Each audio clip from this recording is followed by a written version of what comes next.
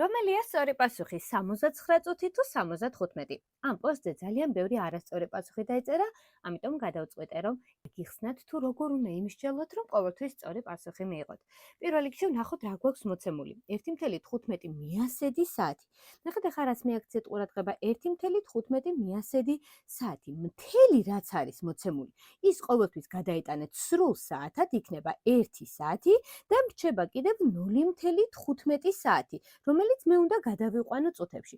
წუთებში რომ გადავიდეს 0.15 უნდა გამრავლოთ 60-ზე, რადგან 1 საათში 60 წუთია. ხოლო ეს იქნება 9 ტოლი. ანუ 9 წუთი არის 0.15 მიასედი.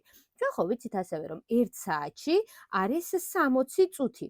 მაშინ ჯამში 60 წუთი და 9 წუთი პასუხი ყოფილა 69 წუთი.